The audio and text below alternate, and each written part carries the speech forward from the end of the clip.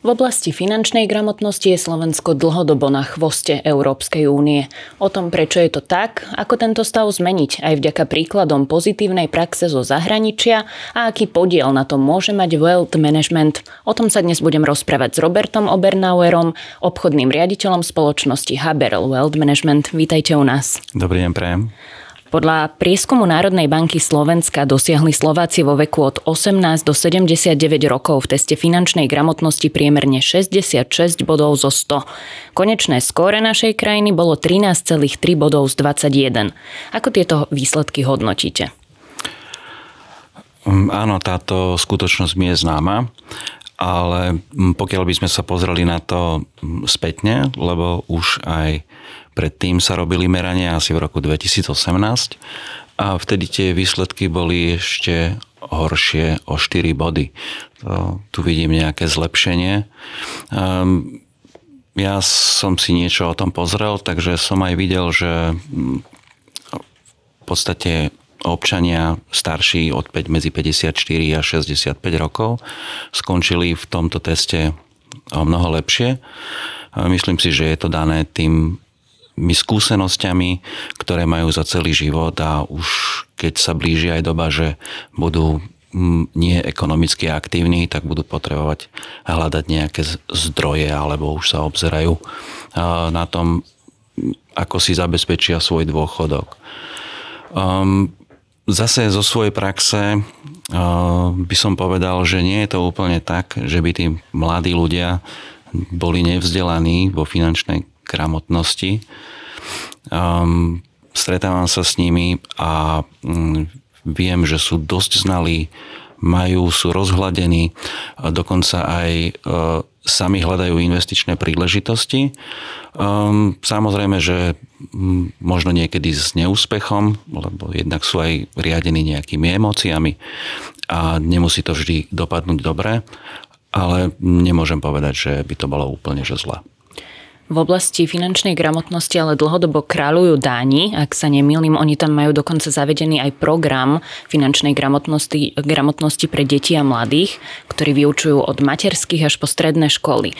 Možno je toto cesta, ktorou by mala ísť aj naša krajina? Pokiaľ mi je známe, tak tento program je zapracovaný ministerstvom školstva už od roku 2014 do osnov základných a stredných škôl. Dokonca bol novelizovaný v roku 2018. Takže taký program má aj Slovensko. Akurát neviem, ako bol aplikovaný a ako to napreduje ďalej. Takisto neviem, ako dlho má zavedené Dánsko. Tak ak by sme chceli niečo porovnávať, tak možno až o 10 rokov. Hej. Wealth management možno môžeme zaradiť medzi jeden z nástrojov zvyšovania nejakej finančnej gramotnosti aj povedomia o tom, čo sa v tej finančnej oblasti deje ako tak. Čo to ale vlastne je wealth management a akú má tradíciu na Slovensku? Čo sa týka tej finančnej gramotnosti, tak v princípe to zlepšovanie, len to, že s klientmi vedieme nejaký osobný rozhovor a keď sa dopodrobna bavíme s klientmi o nejakých investíciách, tak získavajú nejakú vedomosť a skúsenosť. Wealth management ako taký keby sme chceli ísť do poučky, tak je to najvyššia forma starostlivosti o majetok klienta. A je dôležité predchádzať rizikám, aby klient nebol chudobnejší a dosiahnuť, aby dlhodobo dosahoval zisk. Pre koho je wealth management možno určený? Je to dostupné pre všetkých, alebo? Wealth management je, dá sa povedať, že dostupný pre všetkých. Samozrejme, my sa fokusujeme na klientov, ktorí majú väčší objem majetku, ale myslím si, že kľudne pre všetkých občanov. Čiže v princípe zveľaďovať nejak svoj majetok môže prakticky áno, každý z nás. Každý, kto už má prvé peniaze a rozmýšľa, že by sa uberal cestou investícií, tak by mal vyhľadať minimálne tú poradenskú časť, ktorú wealth management poskytuje. Toto je možno dôležité presne zdôrazniť, že naozaj začať sa dá aj v malom, lebo väčšina ľudí si možno vždy predstaví naozaj už tých ľudí, ktorí sú veľmi úspešní a robia to vo veľkom, ale začína sa tými malými krokmi často. Áno, pri investíciách je veľmi dôležitý čas. Čiže nie je to tak, že by existovala iba jedna cesta k tomu, aby sa človek stal bohatým, ale je o mnoho lepšie, keď dám iba časť peňazí, zarobím iba časť peňazí a časť nechám pracovať niekde na finančných trhoch, inak by som ostatné musel všetko zarobiť sám. Hej.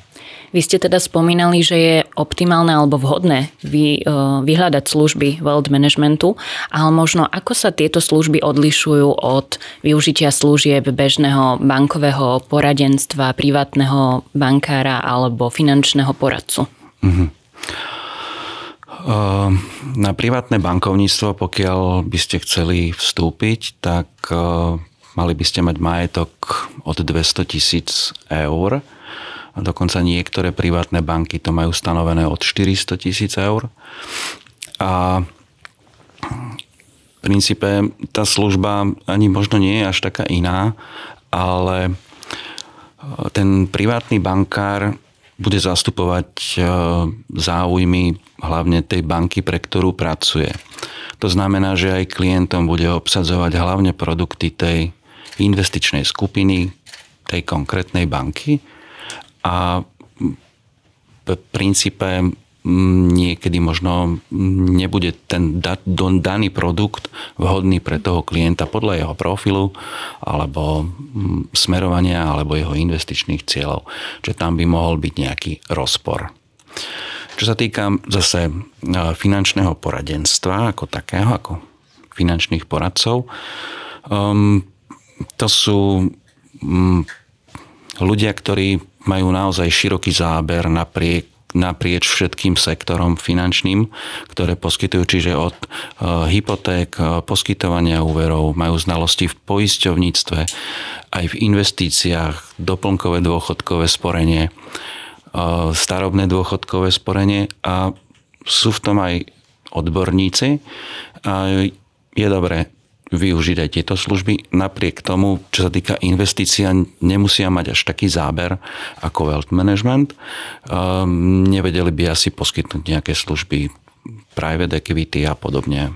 Ako vyzerá možno taký bežný pracovný deň wealth manažera? Ako si to predstaviť? Vy ste hovorili, že je to správa a zhodnocovanie, zveľaďovanie majetku, ale čo to presne znamená? Čiže bežný pracovný deň, keby sme to nejako sa na to pozreli, tak minimálne je to stretávanie sa s klientmi, vyhodnocovanie ich finančných investičných cieľov, navrhovanie investičných plánov, konzultovanie investičných plánov s klientom, návrh portfólia na zhodnotenie, prípadne krízový plán, ako bude postupovať, keď sa niečo bude diať na trhoch. Či bude vôbec to portfólio, ktoré navrhuje, odolné voči nejakým poklesom a možno nejaká predikcia do budúcnosti, že čo vlastne s tým majetkom sa bude diať v tom čase a podobne, ako si vlastne ho môže užiť, alebo či mu vydrží, alebo či vôbec sa podarí tie ciele naplniť, lebo my skutočne riešime tie ciele, ale ciele, ktoré sa kupujú za peniaze. Čiže nie je šťastie, nie je zdravie, aj keď to môže pomôcť ten majetok k takýmto cieľom, ale konkrétne riešime len ciele finančné. Takže v princípe, ak potrebujem vymalovať a zveladiť svoj príbytok, tak vtedy si svojho privátneho wealth manažera asi nevolám domov. Tak, správne. Existuje nejaká pomyselná hranica príjmov, kedy už si človek môže povedať, že OK, darí sa mi, niečo som dosiahol a možno by som sa mal začať už rozkukávať po svojom privátnom wealth manažerovi? Aj keď ste hovorili, že začať sa dá aj s málom, ale kedy už je to také, že naozaj uvažovať o tom? Ako náhle máte už prvé usporené peniaze a už rozmýšľate nad tým, aj máte nejaké finančné ciele, už len keď si poviete niečo, že chcel by som dosiahnuť toto, ja neviem, si poviete, že chcem auto za 5 rokov, tak už len keď si to poviete, tak už to je nejaký ten cieľ, ku ktorému sa viete dostať.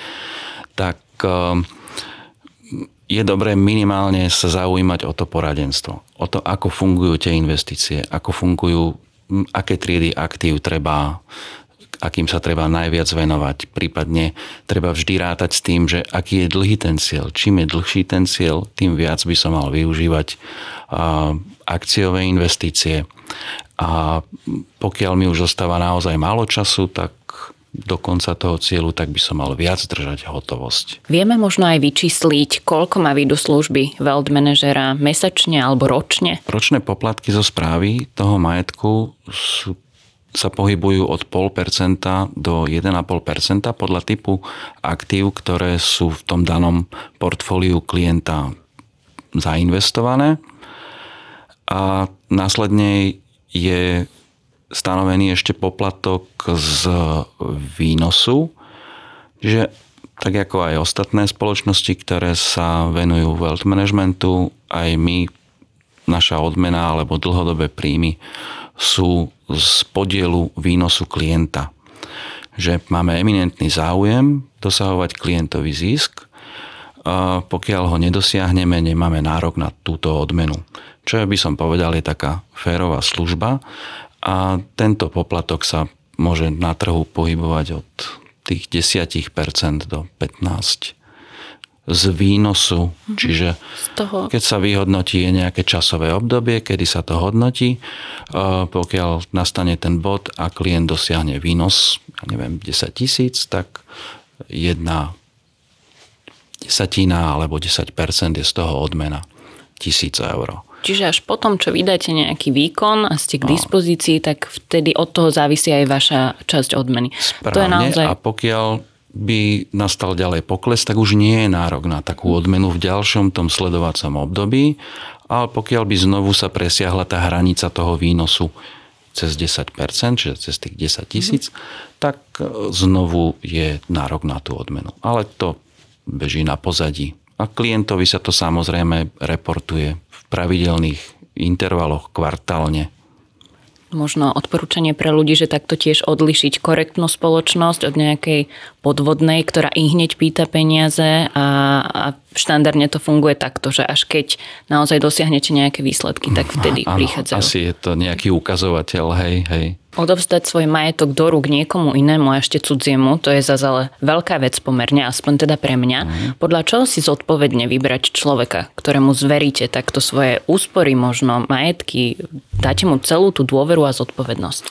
Minimálne treba pozerať referencie, každá spoločnosť má nejakú webovú stránku. Samozrejme dá kompetencie, licencie a nejakú históriu.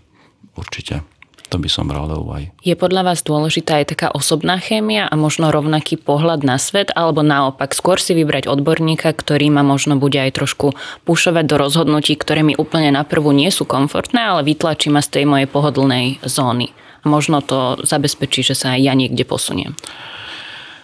Pozrite, vždy sa lepšie pracuje s klientom, ktorý je už znalý, kde tá chémia, ako vravíte, naozaj funguje, kde akceptuje rozhodnutia, rozumie tomu, čo robíme, vie, kam sa chceme posunúť s tými investíciami, ktoré má zainvestované. Vidí, že mu to dáva zmysel, vidí aj nejaké zhodnotenie v čase. Takže aj akceptuje nejaké rozhodnutia, prípadne nejaké zmeny, ktoré by mali byť v portfóliách toho klienta spravené. Keď samozrejme, že z praxe sú klienti aj ovplyvňovaní či už sociálnymi sieťami alebo médiami, aké investície výborne idú, tak prídu trebárs, že by chceli kúpiť kryptomeny, ale pre daného klienta absolútne nie sú vhodné z pohľadu rizika, tak je potom potrebné ho vyťahnuť z tej jeho zóny a nasmerovať tým správnym smerom. A kde je tá hranica, kedy môžete klienta ešte vytiahnuť z tej jeho zóny a posunúť ho niekde alebo usmerniť? A naopak zase, keď vidíte, že by si mohol dovoliť aj viac, tak ho možno trošku postrčiť, že netreba sa báť. Určite áno, ale to je práve že ten opačný príklad. Keď príde klient, že by chcel veľmi rizikovú investíciu a tá nie je pre ňoho vhodná. Čiže to je ten opačný prípad. Pre nás je dôležité, aby ten klient nestrácal na tie investície, aby sme mu dlhodobo prinášali ten žiaduci efekt. Keď už sme pri tom, kto nesie vlastne konečnú zodpovednosť za tie rozhodnutia, ktoré s tým majetkom sa urobia. Mal by teda optimálne wealth manager všetko konzultovať s klientom, alebo má aj do nejakej miery voľné ruky? Voľné ruky určite nie. Taký mandát nemáme. Taký mandát sa nazýva diskrečný. U nás sa neviem ani, či niekto taký mandát má. Využívame hlavne teda konzultačný mandát, kde konzultujeme kompletne všetky rozhodnutia, ktoré chceme urobiť. Výnimkou môžu byť možno priamo produkty ako riadeného portfólia, kde na pozadí prebieha tzv. Rebalans, keď niektorá trieda aktív vystúpa vplyvom trhov viac, tak sa posilní tá slabšia odpredajom. Trebárs akciové investície a posilní sa dlhopisová stratégia. Čiže aj v tomto smere možno ľudia by si mali dávať pozor na to, lebo viem, že sa hromadili aj nejaké podvody, že ak príde niekto, kto sa vydáva za wealth manažera a tvrdí, že odovzdajte mi kľúče od miešačky a o všetko sa postarám, tak asi to nie je celkom úplne korektný prístup. Tak to nefunguje, jasné. Ktorá z krajín je podľa vás takým priekopníkom v oblasti wealth managementu, zveľaďovania toho majetku, investícií? Určite Spojené štáty americké, Švajčiarsko, Singapur, Veľká Británia. A na základe toho, čo by ste možno odporúčili Slovákom, alebo čo si tak myslíte, že by si mali, ale aj mohli zobrať príklad z týchto krajín? Pozrite, stále sa prehodnocuje v médiách, že všetci Slováci majú všetky svoje úspory na bežných účtoch. Málo sa investuje. Je to možno z minulosti, ešte pred 89. rokom boli iba vkladné knižky. Takže nejako to zostávalo celú tú jednu generáciu. Je potrebné, aby sa začali zaujímať o to investičné poradenstvo a to by som im odporúčil. A na záver teda ešte možno také laické odporúčanie, možno ľuďom, ktorí zvažujú, že pôjdu do wealth managementu, ale možno aj tým, ktorí o finančných témach veľa nevedia, lebo pre mnohých je to stále taká jadrová fyzika trošku, tak takým sedliackým rozumom, že ako začať zveľaďovať to svoje bez ohľadu na to, čo doma mám, tak aby to rástlo a aby to bolo väčšie. Určite je lepšie, keď si vyhľadajú nejakého odborníka, prípadne nech si zavolajú a nech sa prídu poradiť sami. O finančnej gramotnosti a wealth managemente som sa dnes rozprávala s Robertom Obernauerom, obchodným riaditeľom spoločnosti Haberl Wealth Management. Ďakujem, že ste prijali naše pozvanie. Ďakujem. Dovidenia.